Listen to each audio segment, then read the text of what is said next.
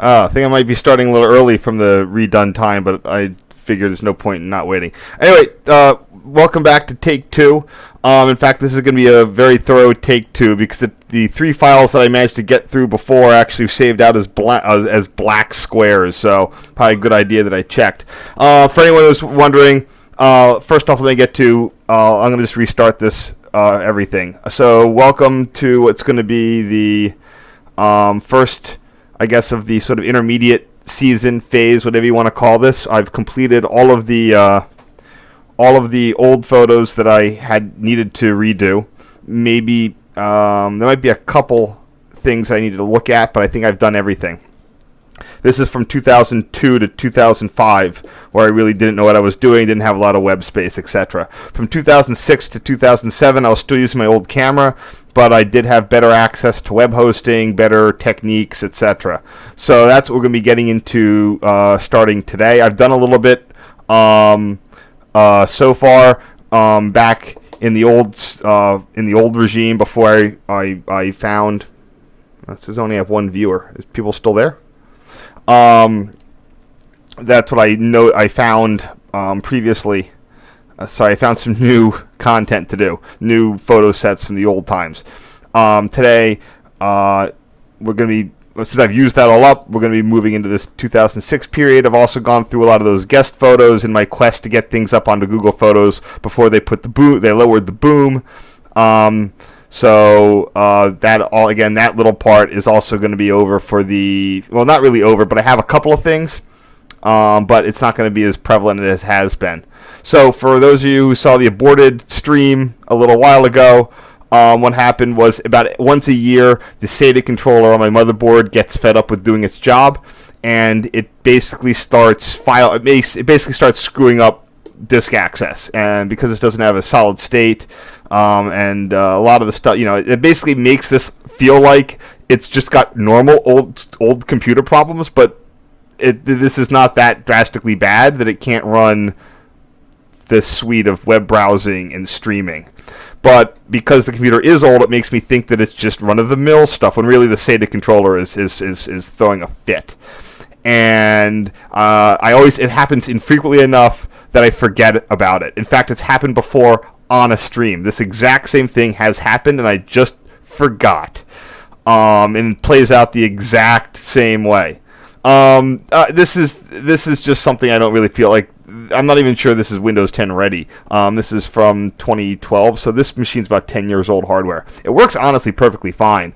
It's just I need to remember that when it starts getting a little choppy, it's not necessarily because it needs a reboot. I need to go and just swap the SATA cables around, and that fixes it. I have a new PC. This is my parents'. This is my old PC. I have a newer PC. And unfortunately, hopefully, unless the market corrects, I might have to keep the newer PC a little longer because I'm not paying the prices for what they're asking right now. So, the whole point of these streams and these old stuff is because it's what I can do when I'm outside my normal productivity environment. And I dropped the phone. Thump. So, anyway, that's the story. There is a plan, but everything, once I realized what was going on, it came right back. So, fortunately, this problem is something it's odd, but it's easy to solve. So, I'm going to repeat the same things I said before because I lost the other three files. These photos from a Amtrak trip up to New Haven, or up on the NEC, up to the New Haven area, Connecticut area, in 2006 over Memorial Day. It's going to be a bunch of, back before they put business class on the rear, for the price of a coach seat, you could go and get you could get out the back photos, especially in this time, and when they had, when I'm not sure if everything was reserved at this point. They might have started that policy. When you had SRO, then, when you had SRO trains, you would occasionally have the ability to stand in the back. Anyway, this is this just shows some of the transition of the Hellgate line and the New Haven line as they were doing whatever work they were doing back then. This is, for example, man or interlocking. This was a crossover put in right before the junction at New Rochelle, shell interlocking.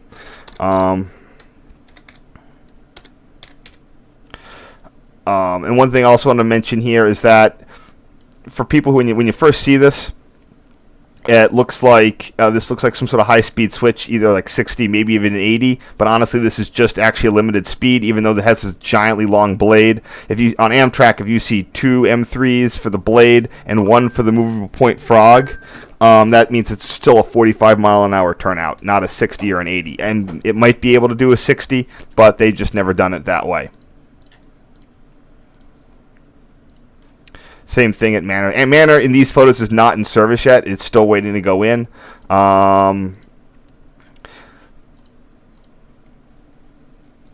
Just sort of color balancing this. Just had a lot of the tint out the back. I'm sure that I was standing. These are clear enough that I'm sure that I was standing in the rear vestibule for this. But, you know, you're coming up on a station stop. The crew's busy with other things.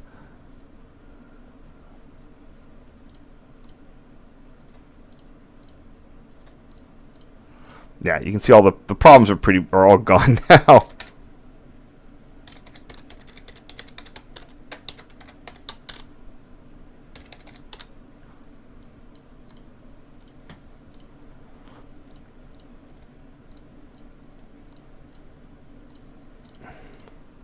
Yeah, so yeah, it's one of those interesting problems that plays on this hardware problem plays on your expectations of how old computers get slow, when in fact it's a completely correctable hard drive controller issue. Often it manifests itself by booting the machine. It just doesn't even detect the drive, and you're like, oh, I got to fix this. And you remember what the problem is, and I open it up and I swap a cable around, and bada bing, bada boom, it's done. But when it starts dying en route, it's a little less salient. And I'm very quick to just assume that it's the normal slow machine blues. Anyway, here we have the new westbound position light signals at MNRR interlocking. This is when Amtrak... I mean, Amtrak is still putting in new PLs, but at the time, they were also...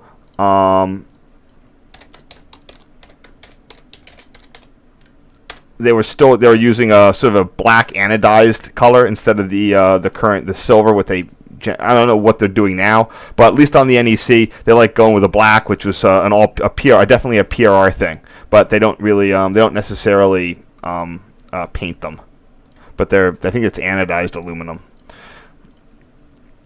Here we are coming off the Hellgate line. You see a dragging equipment detector. I'm not sure if that's for trains going on to Amtrak or coming on to Metro North. Also, we have this wonderfully sort of semi-out-of-date, welcome to the New York Division banner. This is, I think, new, even though they're saying that they won something, 3. It's like, I always love those things where it's like, hey, we won this best of whatever, and then it's like some Chinese restaurant, and they won, like, best Chinese restaurant, like, a decade ago. So, normally, unfortunately, these signs will usually get vandalized pretty quickly. So, I'm pretty sure it's new because there's not the scrap of graffiti on it so far. I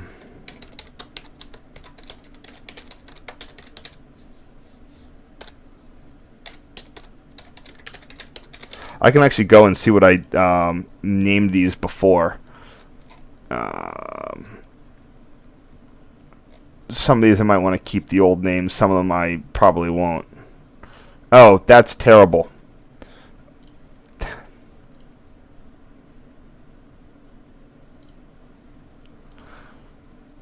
Yeah, things didn't magically get better between 2005 and 2006.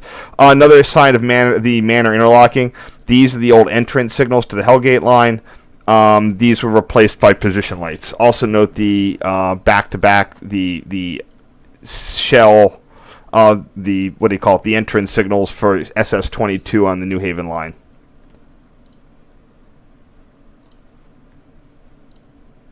Oops, what am I doing?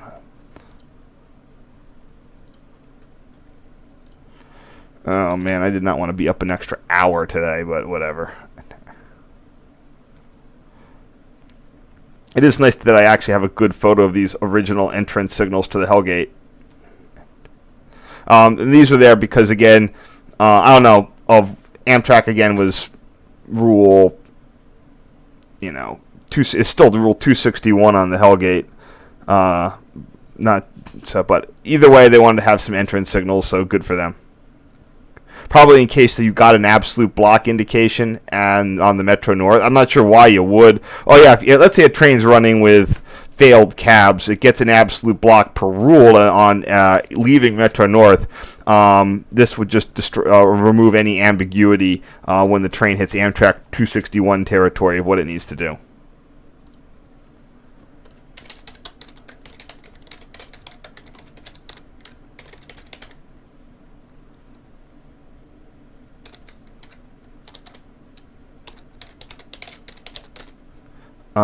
And the question is that track 1 or 2?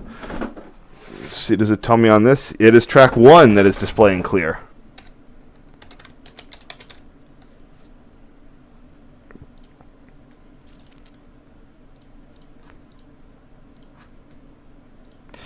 Now here we are. Oh, I don't have the original configuration for this. Damn. So, yeah, so the original SS22 had some. I have a switch diagram, a Metro North switch diagram from 2011. And I thought it was going to cover this, but it doesn't because they did this pretty early on, I guess. But there we have the one of the old catenary anchors for the 1906 electrification system. This is all, of course, in this area had been redone with constant tension paid for by the state of New York. We had a little. Let's zoom in here real quick.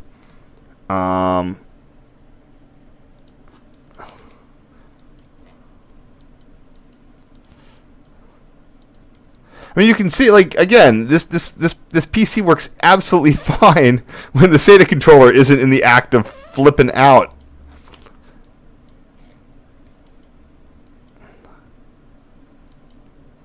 Where am I?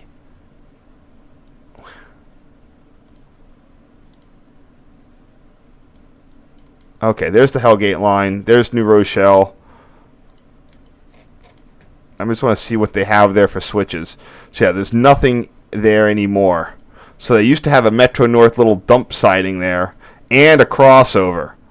I don't think we're using either of them, but that crossover's gone and that dump siding's gone.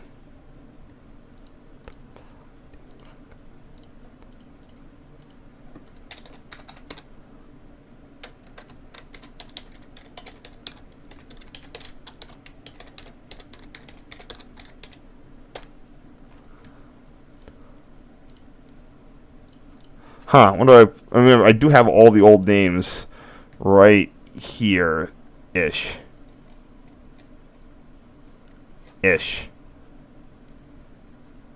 Blah, blah. Oh, I need to put the name of it in there.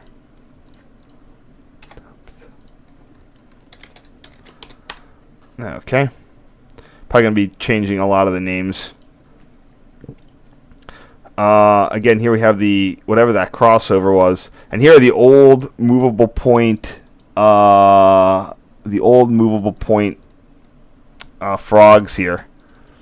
51D and 51A, and then there's your dump siding or whatever crossover that is. See, that's an interesting thing. Like, this is the curving route is the straight route. So, you know, how do you handle that one? One of these is still there. That one is still there for the movable point diamonds. But as we get further into the day, you'll see the way that this used to be laid out, and it was really quite a bit cooler.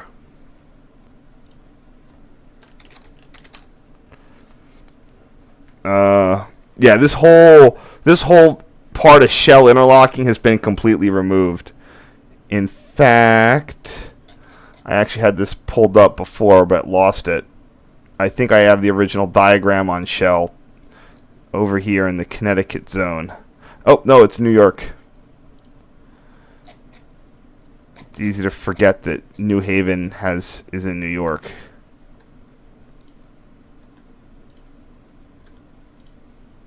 Oops.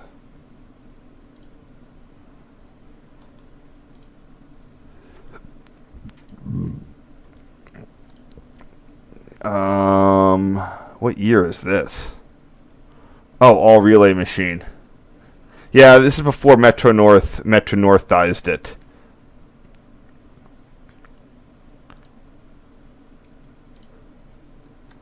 Huh, that's one of mine that he put up there but didn't realize that they're mine. Guess someone was passing them around. Yeah, here's the original layout with these movable point frogs there. But we'll handle that in just a second. So that's the 51 movable point movable point diamond and the X over. I guess that would be like 56 switch or something. Don't know.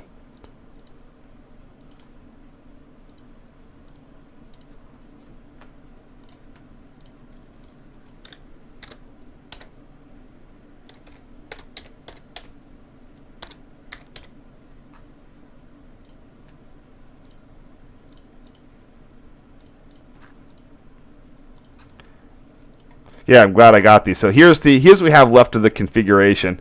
If we go here, wherever that is, this is what it was back in the day, where you would have effectively.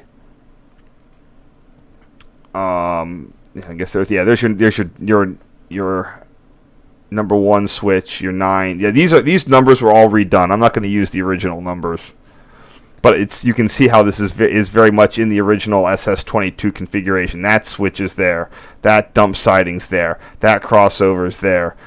This ladder and then that just goes on, but that ladder's there. This was all ripped out and then replaced by a full, like a stuff not on a curve. That's the other thing. All these are on a curve, which really makes sure maintenance forces go bonkers because they hate switches on a curve. It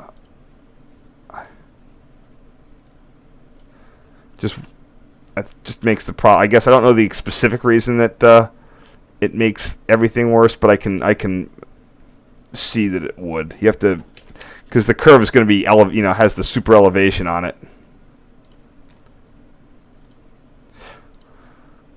So today, this Amtrak is already crossed over. Only that movable point diamond is there, not this whole like outward ladder of movable point diamonds.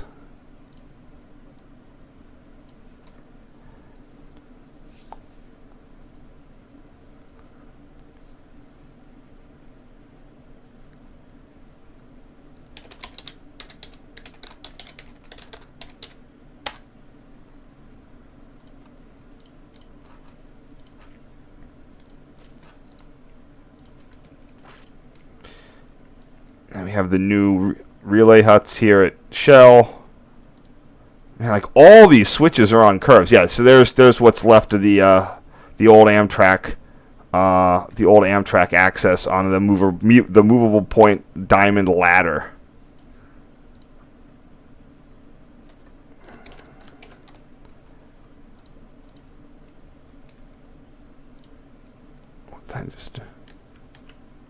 What am I doing? Oh, damn it. I accidentally asked it to do a noise removal.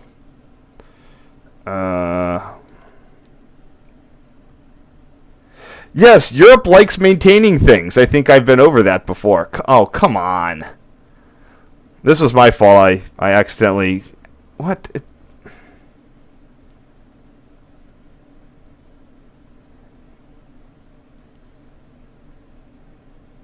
It's doing a noise removal that I don't need. It doesn't let me cancel. Oh, it does let me cancel.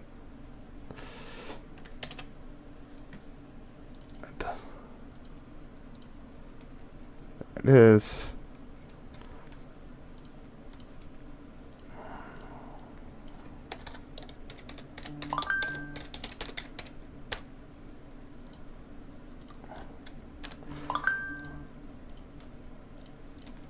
Oopsies. Oops. Didn't resize it or anything.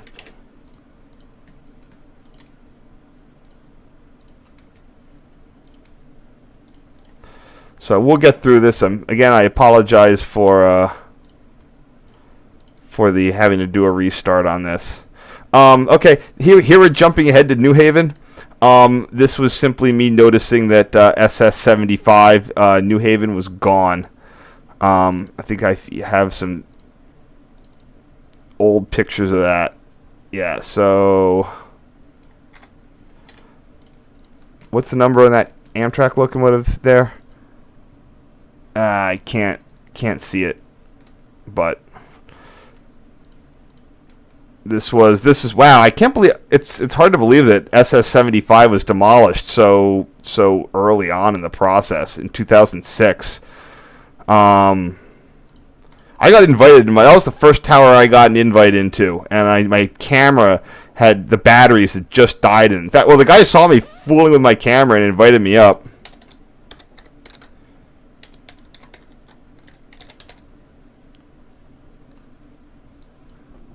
Don't know what signal that is. Actually, I can read the number plate. 3N2 or 3W2. Is this N or south?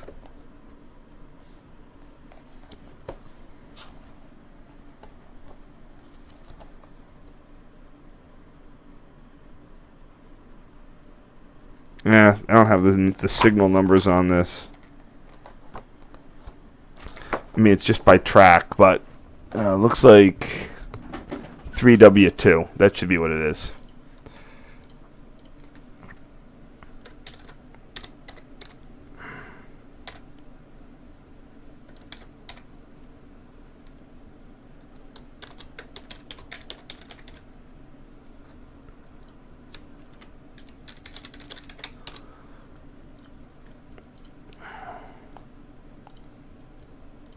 Yeah, I was pretty shocked when they removed that. They just replaced it with a parking lot, unfortunately. In fact, this might be on my way back from my trip, so I didn't do a lot of stuff when I was there.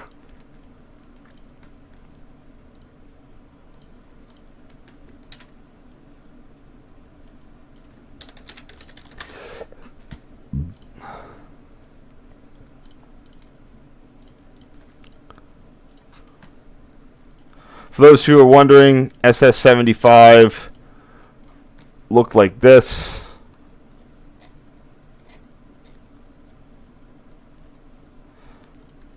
Oh, that's the old one. It was just a brick building, but it had a really neat NX machine in it that apparently cost like a boatload when they put it in the 1950s. It was one of the most advanced interlockings that they had installed. It was one of the more, at least someone said it was one of the more expensive NX projects that had gone on in the U.S. up to that time in the early 1950s. Oh wow, that color correction really cleared that up. This is the Greens Farm interlocking SS23. These are the new high-speed switch turnouts. It was, I think, if you want to get nitpicky, it could be the only or the first all high-speed interlocking in the U.S. or world, or I don't know, probably U.S. Sorry, not. I mean, when I say 4-track, it's like probably the first 4-track all high-speed 4-track crossover. I'm just trying to find. Here we go. This is going to be the 12 switch. Metro North, unlike Amtrak, which wants 3 switch machines on its high-speed 80-mile-an-hour high-speed turnouts, it just uses 1 and probably just gears it and makes the throw time really, really, really, really slow. SS23, Greens Farms. Is it Greens Farm or Greens Farms? I can never remember.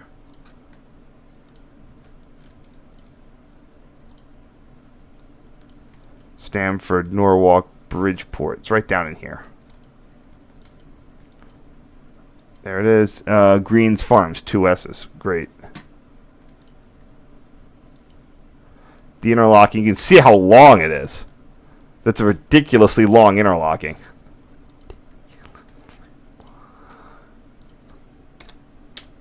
This is probably before it was commissioned.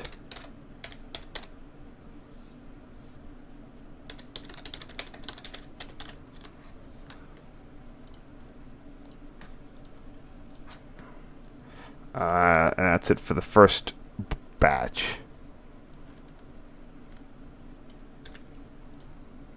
We got things rolling here.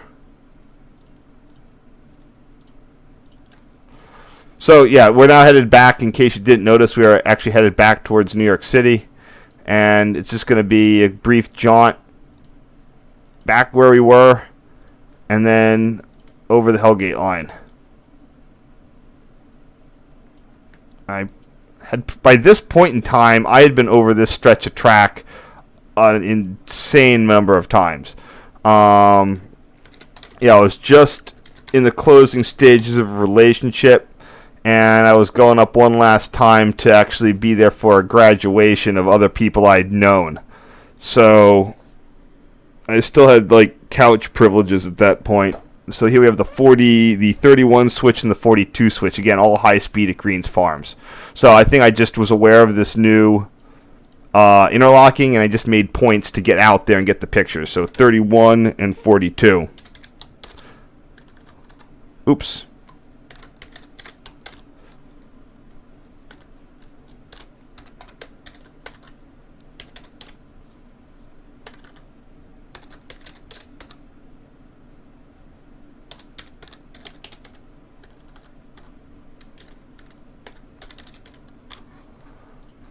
I always need to remember to mark these as high-speed turnouts.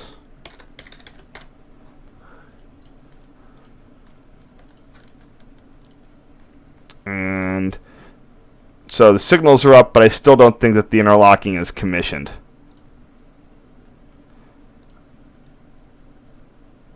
Oh, yes, you can tell it's not commissioned because the overhead wires don't actually support the switches.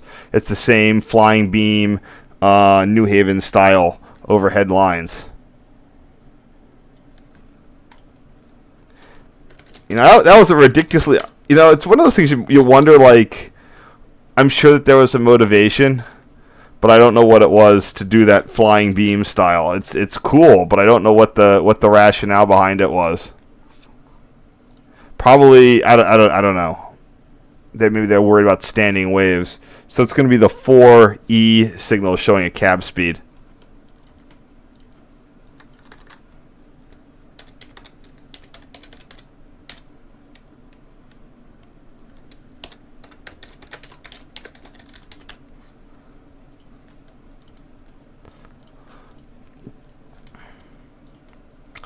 Here we have the missing center tower. That was also... wait, no. Where is this? Oh, okay. This is coming up on New Rochelle again. I was going to get it both ways. So this is what used to be the old, like, Shell East. This was as you saw, part of the New Rochelle interlocking. This would again be drastically reconfigured with newer switches, but this is still the old configuration that dated back to... Oops. One second. That dated back to the New Haven era.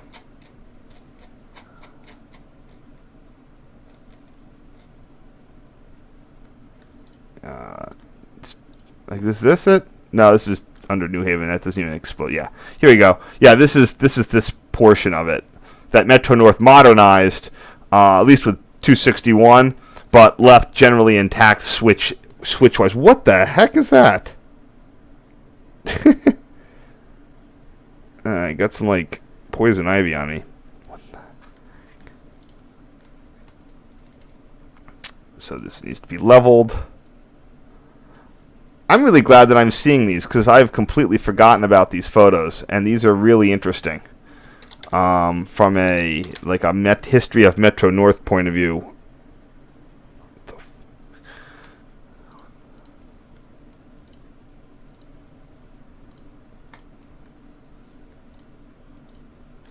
Shell East, Shell East.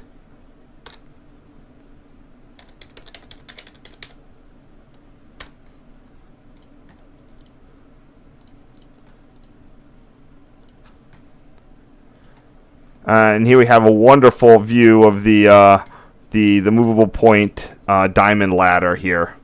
Again, not only do we have these weirdo movable point diamonds, but we got curved switch. curved switch, curved switch.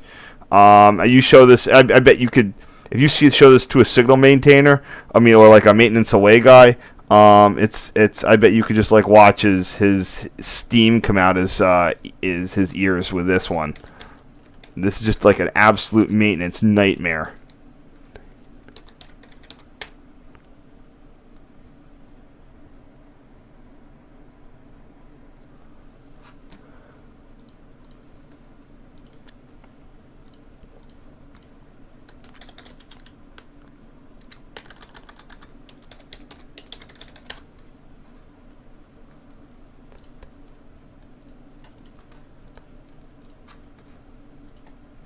And here we have just one more picture of the diamond ladder.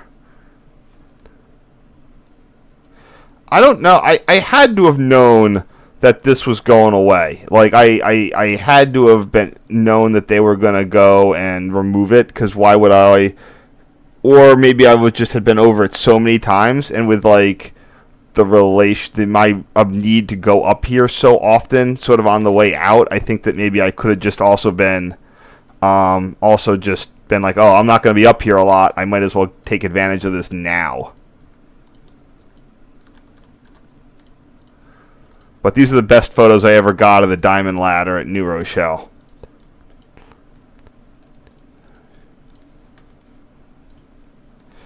Here are the new eastbound signals at MNRR. Notice that MNRR is not directly up against the junction. You can see the junction's down there, but these are a little farther away. Let's see what I can do with this.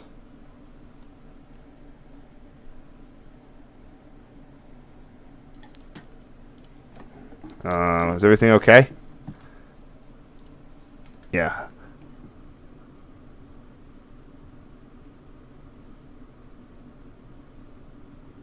Oh no, Amtrak's not going to give that up to the Metro North. No way. In fact, Emmett, that's why if you saw the plan, a lot of people would be like, why is this so expensive and complicated? And I'm sure that Amtrak is basically doesn't want... It's like Amtrak gets to play the role of the freight railroad and be like, well, if you want us to do this inconvenient thing that doesn't benefit us in any way, you're going to need to give us sweeteners. So Amtrak asked for and is getting a ton of sweeteners in terms of all sorts of power stuff and whatnot. So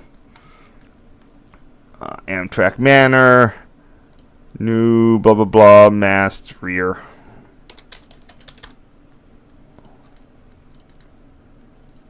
I am worried about the position lights on the Hellgate line, though. That is something I'm not sure that that's going to get kept, especially with the color lights in Harold. So you got me what that's going to mean. If they're just going to go with the color lights, or if they're going to stick with the PLs. It's just, I don't know. It's a shame. I'm really worried about that.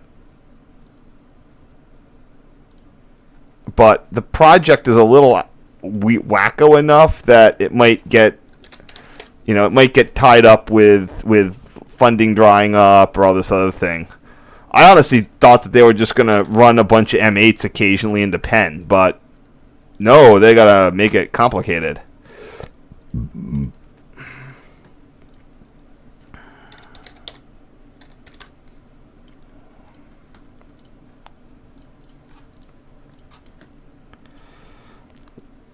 Oh, they're the new position light masts. This is when I was getting a little more aggressive in capturing change stuff, especially out the back photos.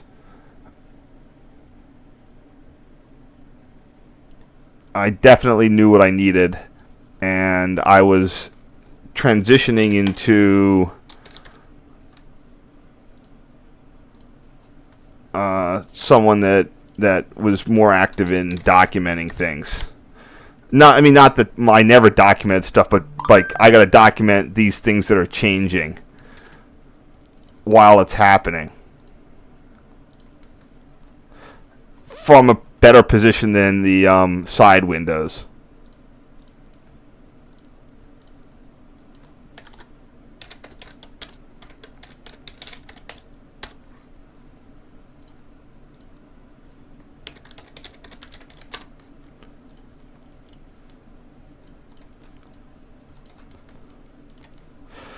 We got our Hellgate, the Hellgate concrete balls there.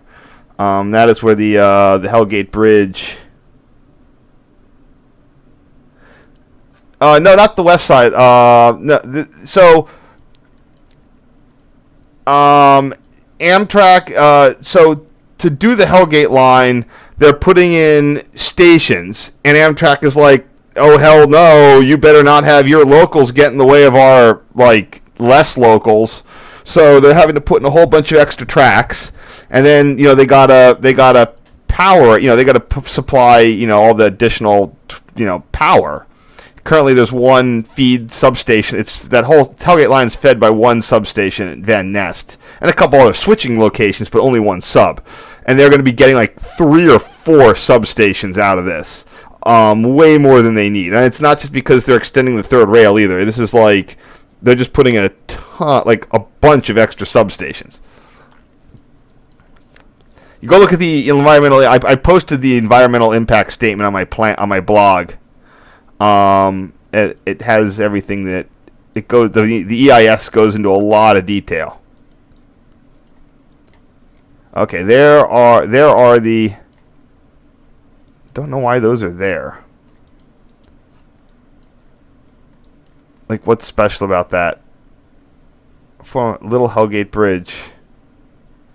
Oh.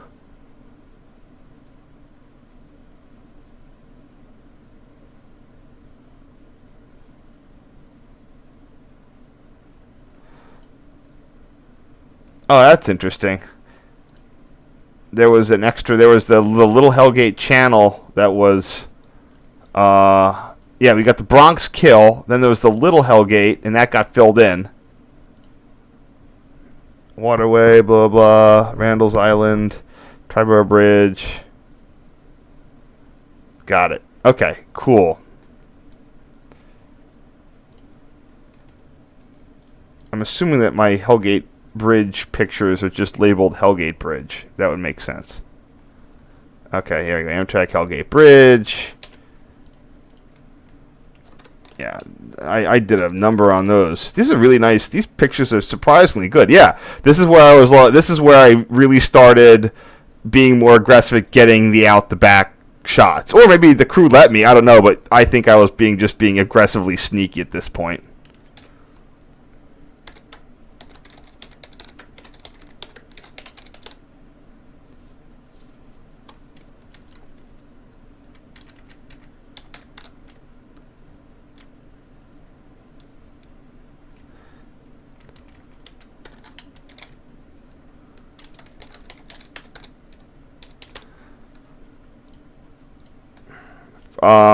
Hold on here.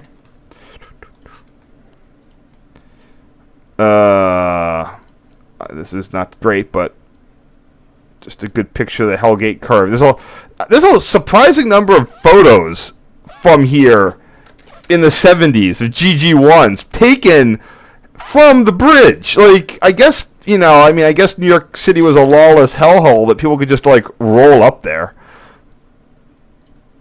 It's too blue. No! There it goes. No. Good enough.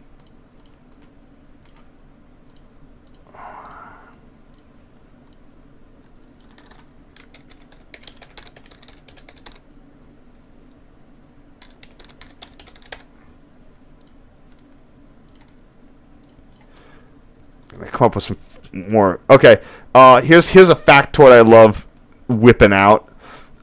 If all bridges in New York City stop, like if humans disappeared today, and all the bridges just sort of in New York City just sat there, the Hellgate Bridge would be the last one to collapse. They did an engineering study. Most of the suspension bridges would collapse within about 200 years. The the Queensboro, aka 59th Street Bridge, would collapse maybe after like less than a century because it's already falling down. The Hellgate Bridge would take over 1,000 years to fall down on its own. So there you go.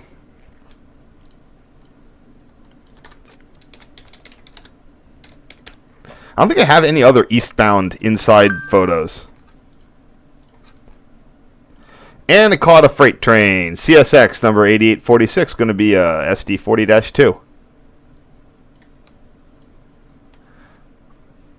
This is sort of a weird purpley color combo. Don't know what's going on there.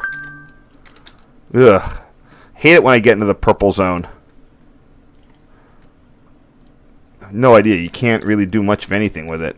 Try to take away blue or red. It's just going to put you in some other bad position. 8846.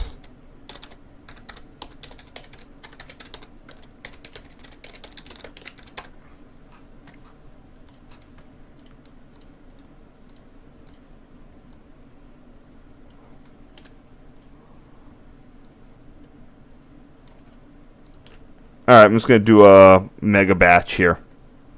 See if any questions.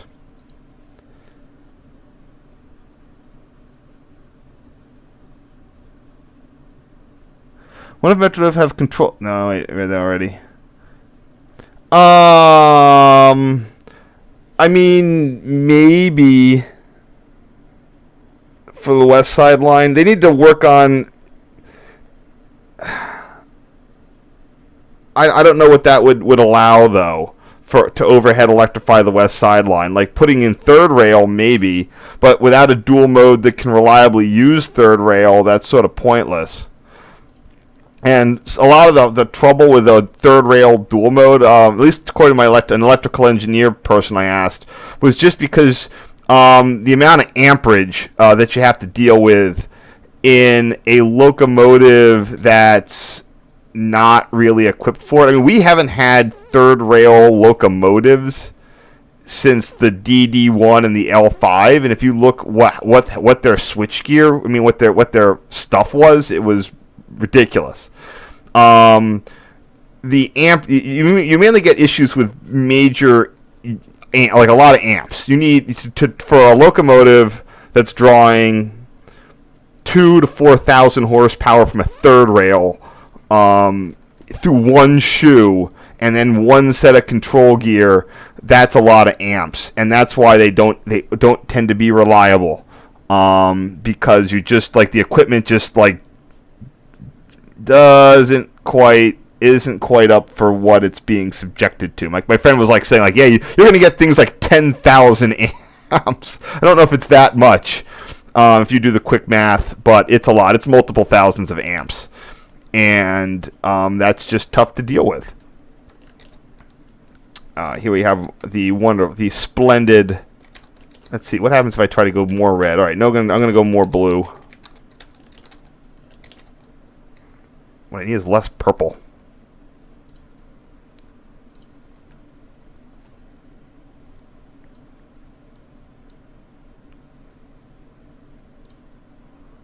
Okay, it's a little bit better. But I need to remember to set that back or it's going to look weird. This is a great picture of the 68 signals.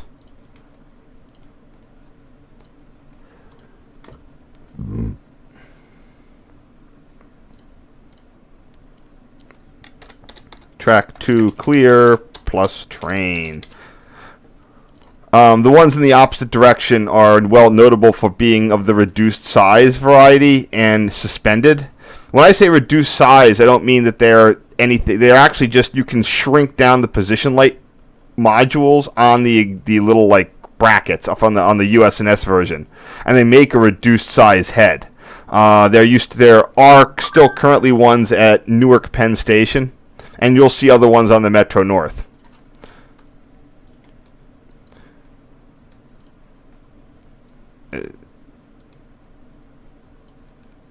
I'm really glad I got these photos. I have not seen these. I have not really gone through these photos in many years. Even though I mean they're all up and available. But part of it is that I so butchered them using my old uninformed processing methods that they were just looked like trash. But I mean, I have these up somewhere. Yeah, I didn't do very well with that. Look, low resolution. The color is all blown out because I don't know what I'm doing.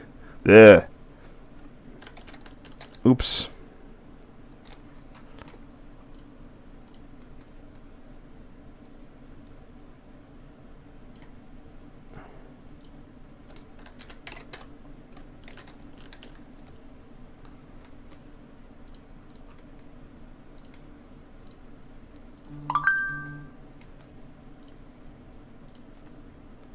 So the question is, I'm gonna associate this with the signals, because I'm never gonna care about a random train on the Hellgate line, but it is nice to with the signals there.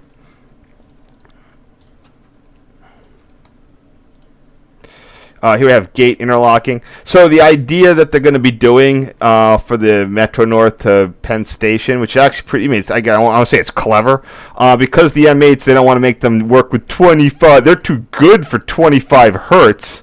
They're going to bring the LIRR style third rail out to here, and then interface that. They're going to bring the third rail out to where the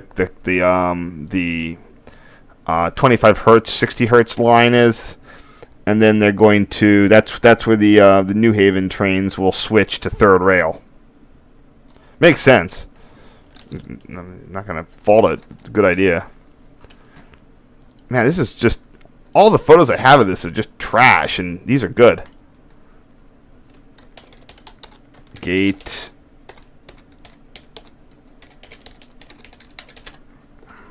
I also don't generally, that's another thing, I'm pretty much incapable of getting these photos today. I've said this before, when in this stage, even in this stage, I would say a stage of my life, although less so here, but yeah, I'm not sure. I guess it was Memorial Day, so I didn't care. I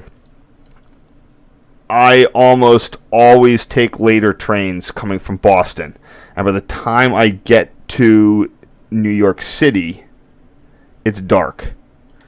So I'm almost always on a late train out of Boston, and I'm never in a position to get any of this sort of anything in the westbound direction on the NEC. Again, I'm fine for eastbound direction, but I do not. I mean, facing west on an eastbound train, I got covered. Eastbound facing stuff, I do not have covered. Here we have gate, Amtrak gate. So these are one of the very rare east-facing sets that I have. It's going to be track 2. Oops, sorry.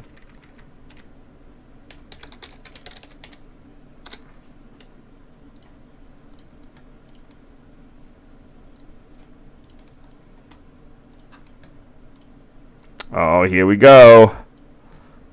Oh, yes. We're getting into the old Harold zone. I always would call that gate and this also gate, but I'm never quite sure what they are. Time to pull open my easily ripped fold-out NJT map. If anyone who's seen these NJT diagrams, they're sort of an oblong shape. It's like a legal size. It's like a legal sized sheet of paper, but like horizontal. And then inside of it, for like the major terminals, they have like a 4-segment fold out, so it's like barely held on. It's attached like at the bottom of it, and everything else is folded out and is just aching to rip. So technically this is part of Harold interlocking. I always called this part like all LIRR gate, but gate is just the Amtrak part. So we were looking at the oh, they don't tell me.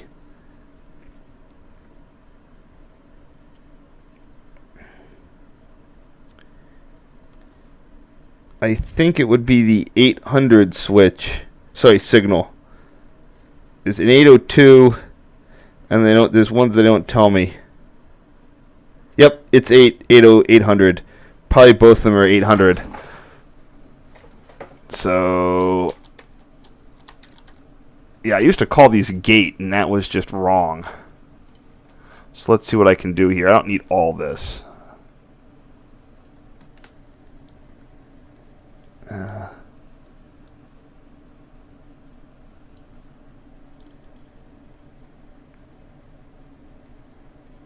But now I have to sit all the way back from the keyboard, so it's sort of awkward.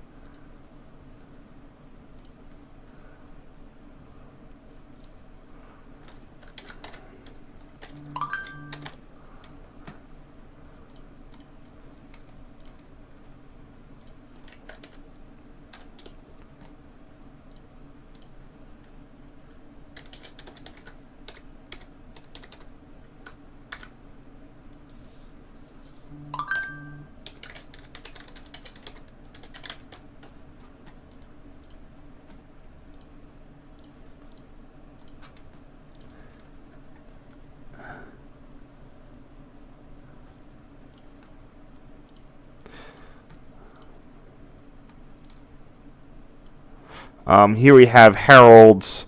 Harold has had three major banks of signals.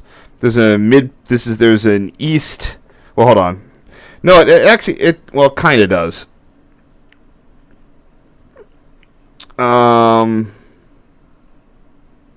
Each section of Harold has three sections. There's an outer, an inner, and an exit.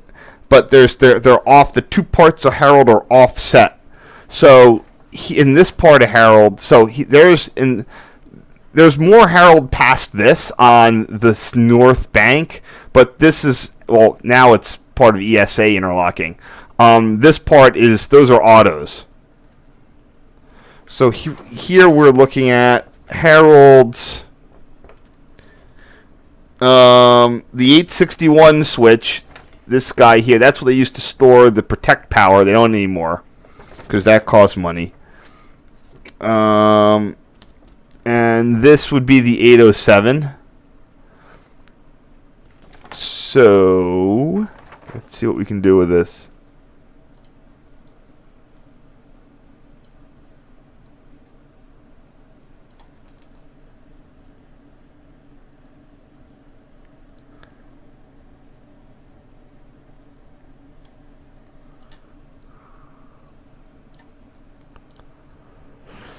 Is that 86? Did I say 861? Yes, and then 807. All right, so let's try to get rid of some of this red. I finally have all the names for the switches. I wasn't using them until just last time.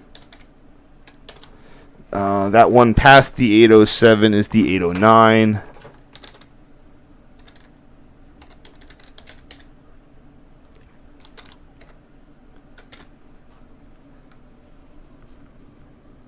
I wonder if these are GRS 5. 1 second, I gotta look at something. I wonder if these are 5Es or 5Fs. Sorry, I think these are 5Es. Yeah, they don't have the circuit controllers. You don't see a lot of the 5Gs. These are 5Es. And then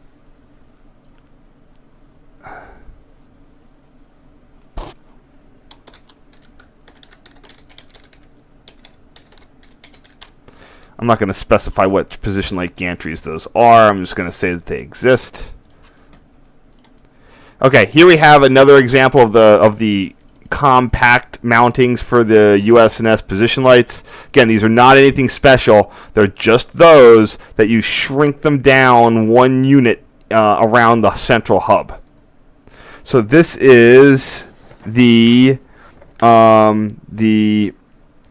north side outer, like this is like the first one. This is the first signal you hit entering Harold on the north set of tracks.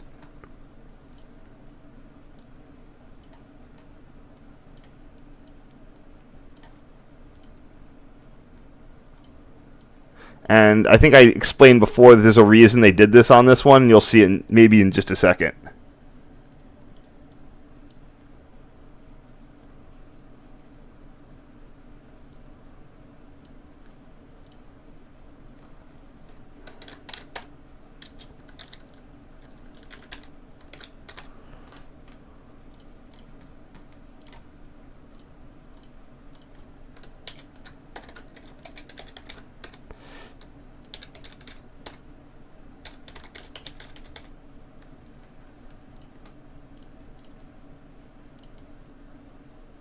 It's a really nice picture of that. I'm happy with it.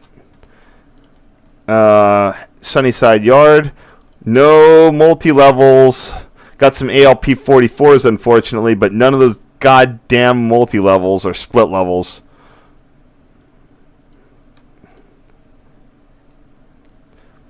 Oh, but I don't care. It's like, Jesus, they barely have any additional seating, but they spare people the indignity of the middle seat. Woo! It's called, move to Princeton if you don't want to move. If you don't want a middle seat.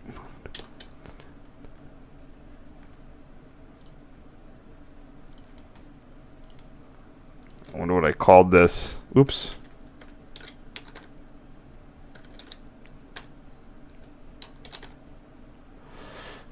This is where I would want to get advice on a name.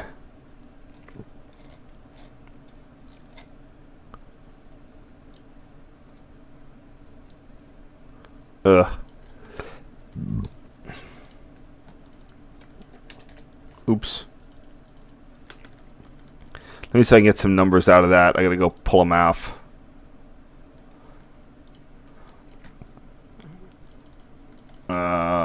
Amtrak 917. Hold on, I'm gonna write these down. 917. Then we got a 6044.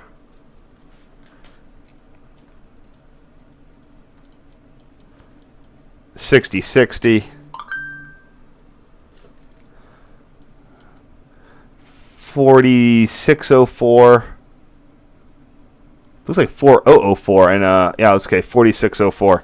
All right, I'll just do it by what's there.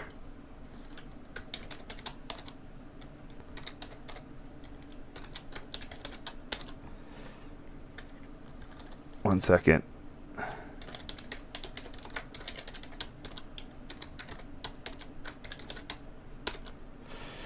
$60.44.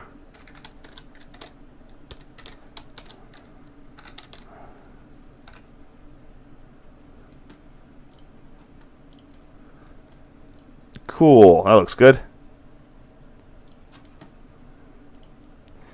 And we got some more here with a MHC. This is just before. Oh, they got like a transfer car between Brighton Park and 14th Street. That's for that's Chicago operations. Those MHCs. Oh, I don't know what. Yeah, that was one of those things. But they had some problems on freight railroads. Mainly freight railroad just wanted to get them off because they didn't like the competition. What was that? 1409. All right, I can't really read that. So we have 948. I gotta write all this down again. Okay, we got, it looks like 6075, 948, 6060 again, no, 6080,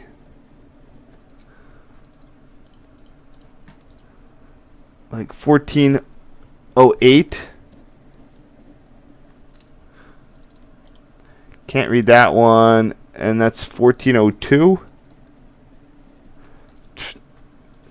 Can't be sure, and don't know what that is. But then we have MHCs, 1535, 1615, and 1563. So those MHCs were used in their Amtrak's express service. There was a derailment that was possibly due to something. There was a rare track condition that could set up some sort of harmonic oscillation in the MHC. They used typical GSI 70 trucks, and were rated to 125 miles an hour, which is pretty cool. They used them on the fast when Amtrak actually ran a dedicated fast mail train overnight. That was replaced by the early morning train 190. It was also train 10. For a while, it had a coach. Sometimes it didn't have a coach. Sometimes it was non-rev. I had a friend who predated me a little bit on active NEC stuff, and he would say that he used to ride that, or find ways to ride it. He used to talk up the crews. He wasn't like a Quagmire type person, but he had a lot of gift of gift to gab and was able to talk up the crews to let them do shit.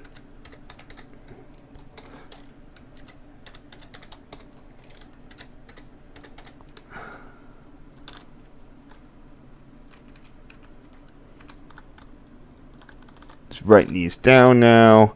6075, 6080, 1408, and 14x2. Whatever. Done. That transfer car is pretty neat. Like I said, the Brighton Park is a thing in Chicago. It's sort of like their car shop that was located like hecking gone down the Heritage Corridor. And I guess they had to use extra... CN's always had this weird thing with needing axles and stuff for track circuiting, and I don't get it. Really neat sort of deadline, though, here. There you go, 1563, 1535, like a pushing platform, and then an old coach. Wow, this is pretty crazy. And 932.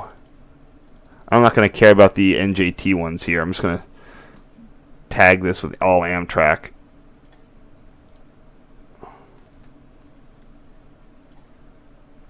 This is really neat Sunnyside Yard stuff here. Really neat. What used to be there before all the multi-levels and junk just like polluted it. 932, I said that one.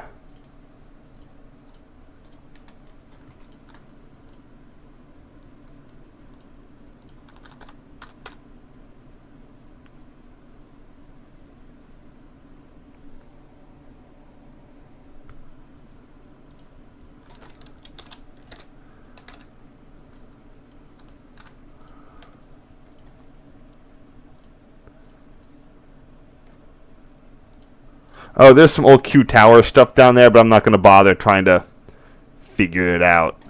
Yeah, it's also interesting about like all the old legacy third rail infrastructure they would have for Sunnyside Yard, even though like the third rail stuff hadn't been around in a while. Here we have the Q flyover. This is how stuff gets out of the yard, and then between the two lines, ready to go into Penn.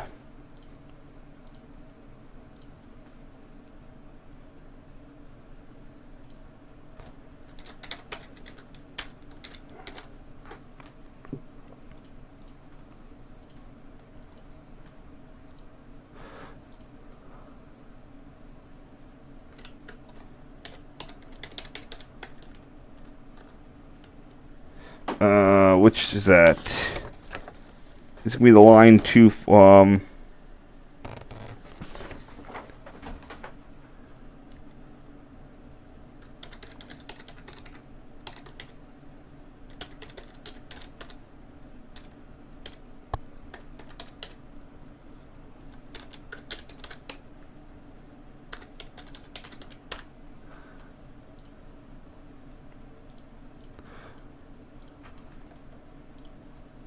And here we have the old F Tower and Amtrak 9, and then 2 whatevers here.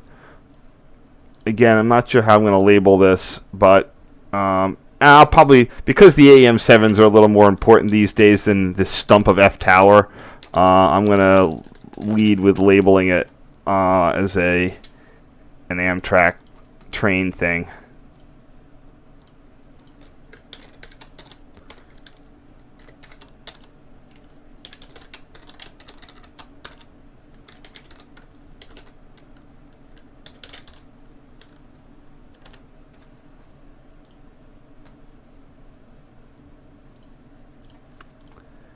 And that should be the last Penn station. Oh, we got one more, and these are the entrance exit signals into the line 4.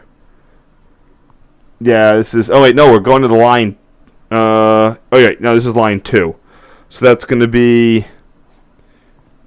Oh, I don't know. I don't have the other... They don't list the other one, but that's the 708E signal. Wait, what? Oh, wait, no, that's the 716E and the 708W, because there's one more switch. You can see that one's coming in.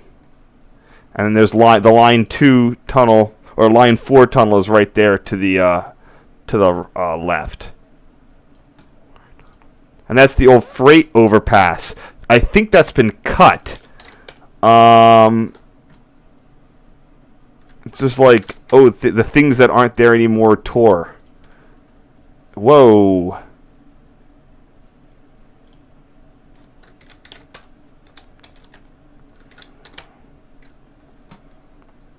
All right, hold on here. I'm sorry I'm not answering questions. I'm just, it's a little like concentration mode. Yep. Wait, hold on. Yeah, okay, it's there, but it has been cut. So it's been cut right at line 2.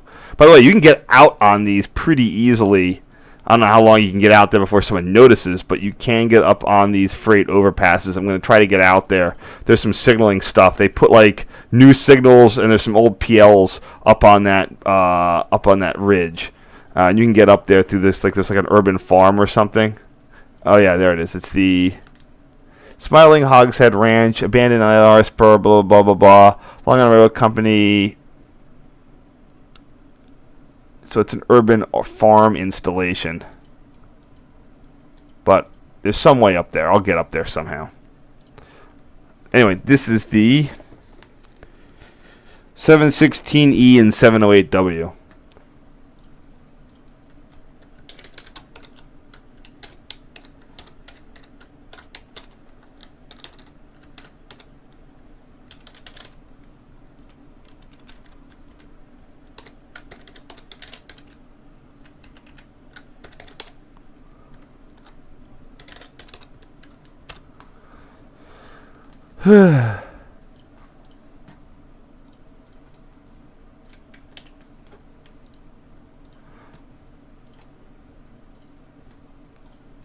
We're almost done. I mean, almost. Oh,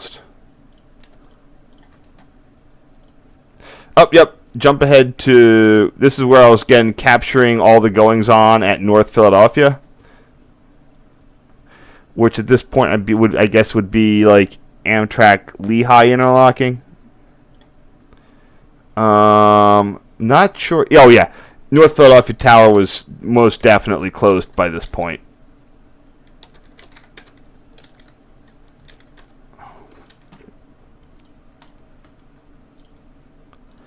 Now I gotta close this thing up carefully.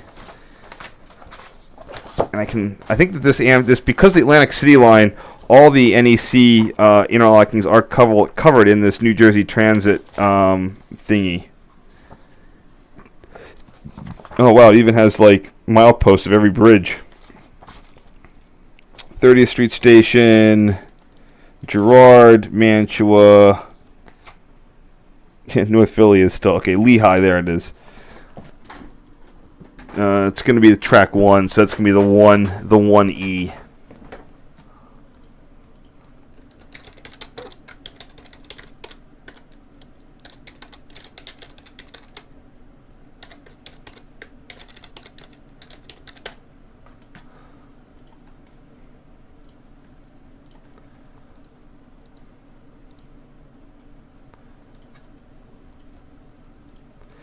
Here we have the intermediate that went up between this and Zoo, but I don't think this is in service yet. And there's a I know because I saw that I looked ahead. I skipped ahead in the book. I need to go and get the milepost number on this. So this is where I guess I had to duck back into the coach, because you can tell that it's suddenly all red because the door between the vestibule and the coach and an Amfleet's tinted red. So if I'm shooting through 2 panes of glass, it gets really red shifted. But you can see I can get it out pretty easily. So all I have to do, though, is...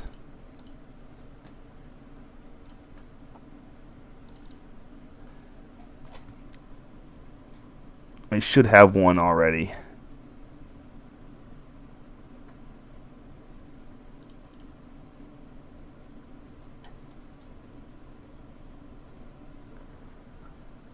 Uh-oh.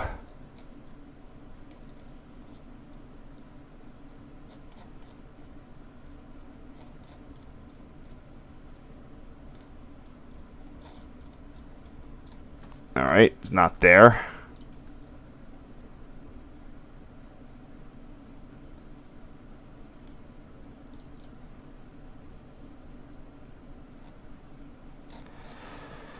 Hold on. Let me see if it's in the diagram here.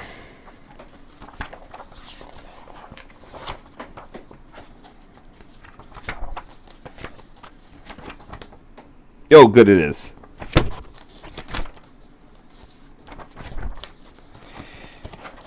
It is. Let's hope there's not a problem. Okay, 1 second. That is the.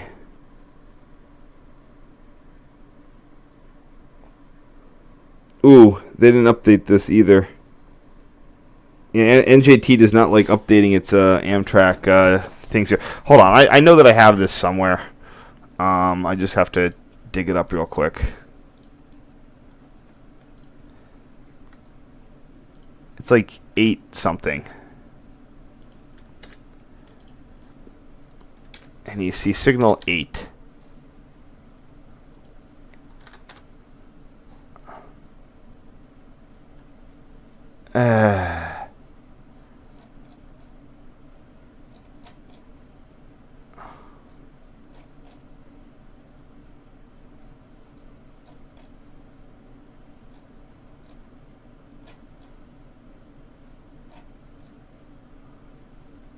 There it is. 859, I think. Okay, so do they split these, or are they the same both directions?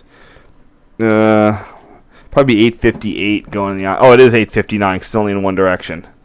There you go. Okay, cool. I'm pretty sure it's 859.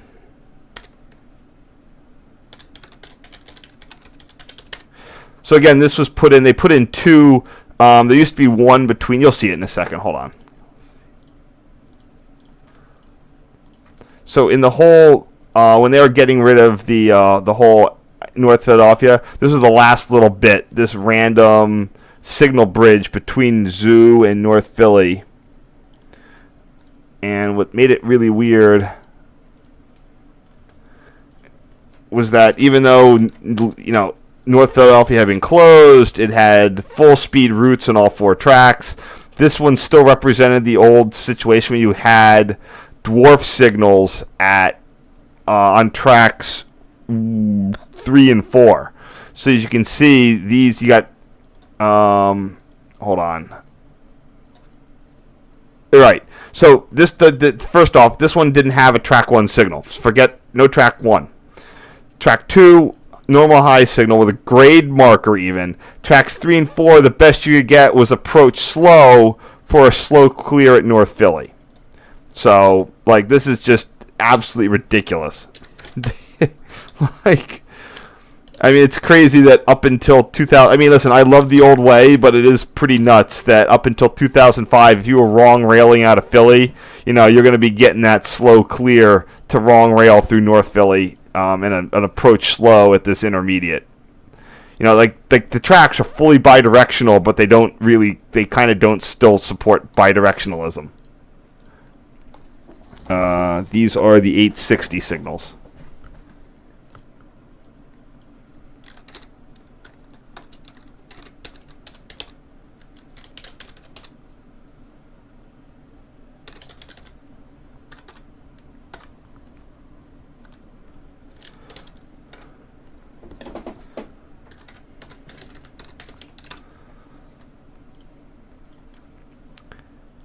And this whole trip, you can see that I'm basically getting to that rear vestibule to catch every instance that I can of the stuff that's changing. Note that was also an amber, non-colorized, because again, a lot of Amtraks, when they would put the colorized position lights in, that would occur when a tower was closed. So up through the 2000s, you had ambers at North Philly Dock. The only thing that was the exception to that was fill interlocking, because that was built with them. So here's the track 1 signal that's missing from the 860 gantry. This was part of Zoo at one time. This is the 8 876 signal. This was part of Zoo. They had like a little extra blob there. If you go onto the old diagrams that I have up somewhere. Not these ones. Oh. I should have had 2 on that. Hold on.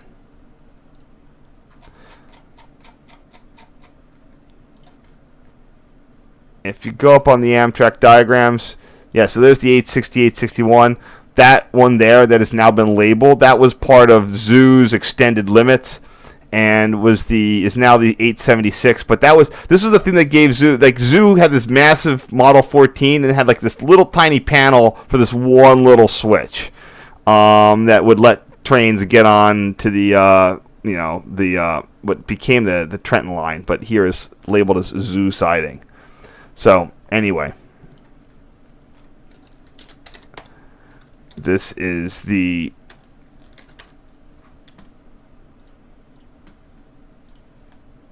.876 signal. 76.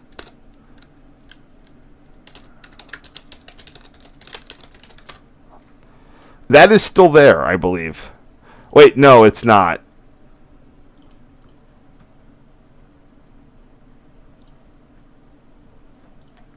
They put in a second, like, 4-tracker. Yeah. So this is there. And this is taking whatchamacallit. Oh, hold on. Yeah. So, between North Philly and Zoo, you had this new automatic and the other new automatic. Each they're split to give a proper block length in advance, but they couldn't just drop one in the middle anymore. And they also got rid of the old sort of remnants of Zoo's extended limits.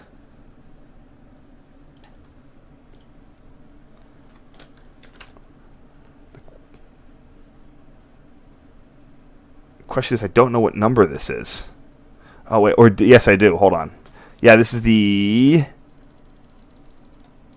868. Then what's that other one?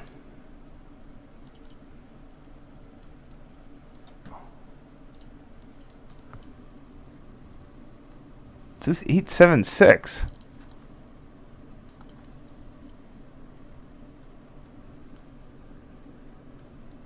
Huh. That's weird. They're sort of out of order there, but okay. I don't care. It's too late for this stuff. Got a nice approach medium. This one was frequently approach medium because of the short signal block between there and the 860 signal. But when 860 was pulled, I'm sure this is now just only approach medium when you for your SEPTA trains, R8 trains.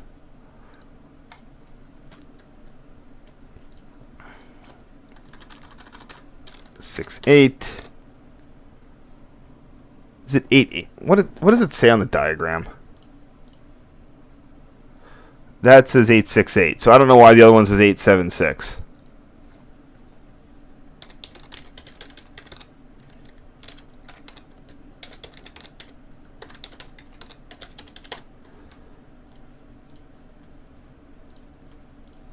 And last one, just a better view of that, I guess. Guess I knew that I screwed up the first one, making it all soft. Alright, let's cut out this shadow. Reduce the width.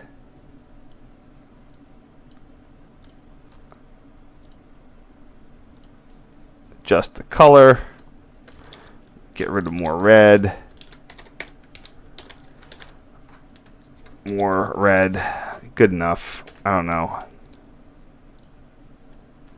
Yeah, this is not working with the best base here. In fact, it's so small I can't even resize it. But we're done. Thank you so much for tuning in. Let me go answer your questions. I apologize for the thing earlier.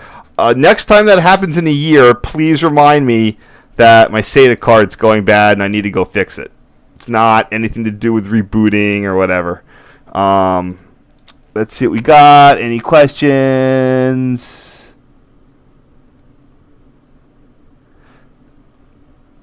Third rail locomotives. Yeah. Yep. They're just problematic with how much, which arcing and all this stuff.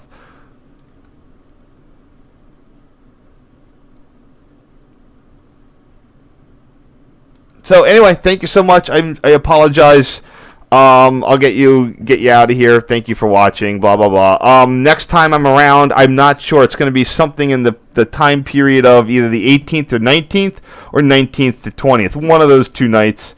I don't know which it's going to be at this point. Probably, if I had to bet, 19th to 20th, but I'm not entirely sure. So we'll see.